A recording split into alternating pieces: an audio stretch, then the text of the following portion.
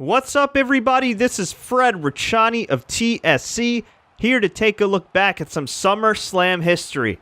WWE's biggest event of the summer, been around for nearly 30 years, and we're going to look back specifically at the WWE Championship Title Change history of SummerSlam. The title has changed hands 8 times at SummerSlam, but even though this event has been around since the late 80s, the first title change did not occur until 1997. So let's take a nice trip down memory lane, and hey, maybe you'll learn a thing or two, courtesy of WWE 2K. In 1997, Bret the Hitman Hart was the leader of the Hart Foundation that was beloved in Canada, but hated in the United States. And in this main event against The Undertaker for the WWE Championship, he unfortunately not only had to deal with the dead man, but his arch rival, the Heartbreak Kid, Shawn Michaels, who was the special guest referee. And if Bret Hart lost this match, he would never, ever be able to wrestle in the United States again. But luckily for him, and unluckily for Shawn Michaels, HBK went for a steel chair shot. He let his emotions get to him. Bret Hart moved out of the way. He whacked The Undertaker, and Bret Hart shockingly pinned Taker 1, 2, 3 to capture his 5th and final WWE Championship. And Shawn Michaels, well, he'd have to suffer the consequences.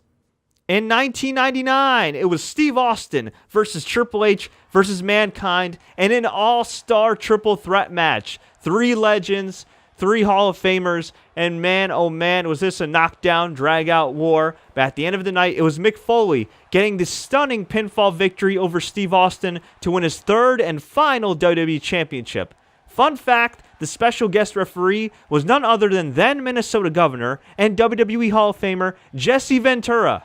Don't ask, it's a long story. The 90s were weird.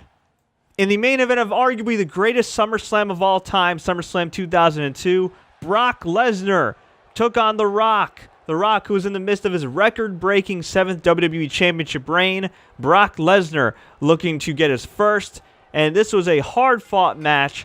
Brock Lesnar was still a bit green here, but he showed tremendous potential, and when the lights were on bright, he stepped up huge, hit a big F5, covered The Rock, and pinned him to win his first of 4 WWE Championships. It was the crowning of a new champion, the crowning of a new man, the crowning of a new era, the Brock Lesnar, the ruthless aggression era in the WWE, and he became the youngest WWE champion in history, a record that still stands to this day at age 25.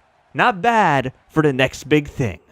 After 2002, the WWE Championship wouldn't change hands at SummerSlam for another 9 years in 2011. But it didn't just change hands once, but twice. CM Punk, coming off of his epic pipe bomb promo and epic win over John Cena at Money in the Bank, took on John Cena, who had won the vacant WWE Championship after CM Punk left as champion. It's kind of murky, it's kind of weird. Long story short, both men came in as WWE champion. Both men had a claim to the gold, but there could only be one undisputed champion, and it was the straight edge warrior CM Punk pinning John Cena with the GTS. But just when we thought that CM Punk was going to be the undisputed champion, walk out of SummerSlam with the gold around his waist as the official champ, who should run in but big sexy Kevin Nash, formerly of the NWO, aka Diesel, a former WWE champion in his own right, taking out CM Punk, hitting him with the jackknife powerbomb. But why?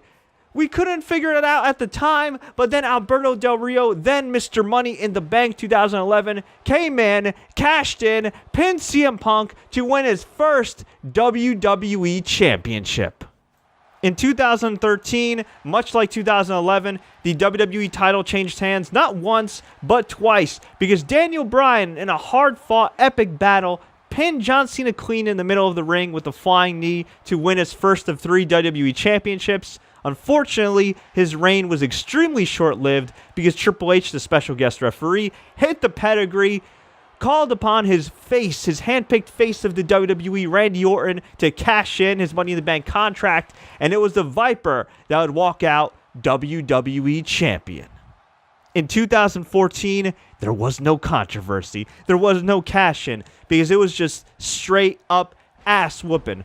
Brock Lesnar demolished destroyed, ransacked, shellacked John Cena, took him to Suplex City to win his 4th WWE Championship, and back then his first since 2003. Man, oh man, there is only one beast. There is only one Brock Lesnar. But folks, I want to hear from you. Leave a comment below, tweet us, Facebook us, do what you gotta do. If you enjoyed this look back at SummerSlam history, please click the like button, please share this with all your friends, and please don't forget to subscribe for more WWE and WWE 2K updates.